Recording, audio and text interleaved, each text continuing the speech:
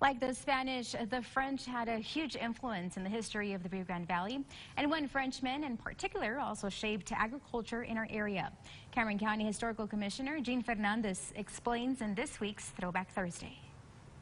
Bonjour, je suis Georges Brulé, le propriétaire de la magnifique plantation qui est derrière moi. What we're going to get into today is a fascinating story of the immigration of the French into South Texas and this part of the country. Now, it did not come all of a sudden. It was delayed because this was New Spain. This was Spanish America. And the Spanish crown was at war with France, so therefore they did not allow any immigrants from the French countries here until 1830. And that was the Republic of Mexico. Now, at that point, then we started seeing the French names showing up on documents through Mexico and through this, actually, the Matamoros Tamaulipas range. Now, let's get to the main person that's involved in this story, and that's Georges Brulé. He started out at the age of 14 from Paris.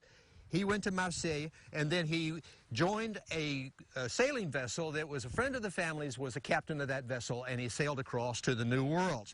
Now, the vessel was shipwrecked off of the coast of Colombia, Cartagena. And Georges Brulé, at the age of 14, was taken in by the Indians at that time, and he was nurtured for 3 years until he finally made it back to France. He only stayed there 1 year because he wanted to get back to the New World. He arrived in this country through Tampa, and then it wasn't long afterwards, he went through New Orleans and then into Matamoros. Georges Brulé started up a partnership with another magnanimous figure in South Texas here later on. His name was Casimiro Tamayo.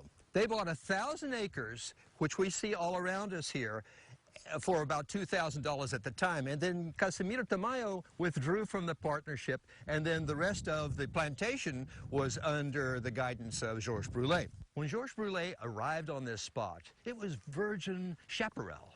He had literally to clear the entire range with oxen and mules, and he had to dig the canals all the way from the river to his plantation. The significance of Georges Brulé is immense for South Texas, because prior to this point of his innovative ways, his gifts to agriculture, they had the milling of sugarcane by oxen and a wooden wheel, very, very primitive.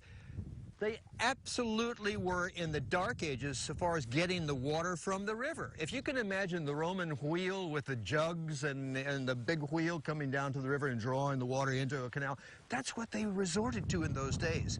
Because of Georges Brulé, he introduced the steam engine pumps and all of that that drew water from the river, and then this area here bloomed with agriculture. Georges Brulé's first crop on this land was not sugarcane, it was cotton. It was Sea Island cotton that was taken to Europe afterwards, and it was met with a very, very healthy profit. So that opened his eyes. He did a test patch of sugarcane, and it grew to a very, very healthy proportion, and then he said to himself, that's what I want my plantation to be, a sugar plantation.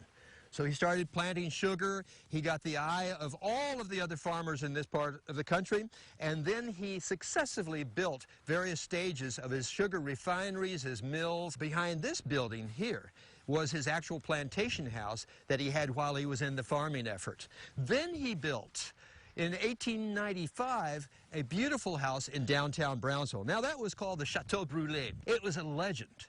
It was like you were stepping back into Paris from the New Empire period. The Brulés were the pinnacle of French culture in South Texas and northern Mexico. The thumbprint that the French put on our culture here is everlasting, and the rest is history. For KVEO News, I'm Eugene Fernandez.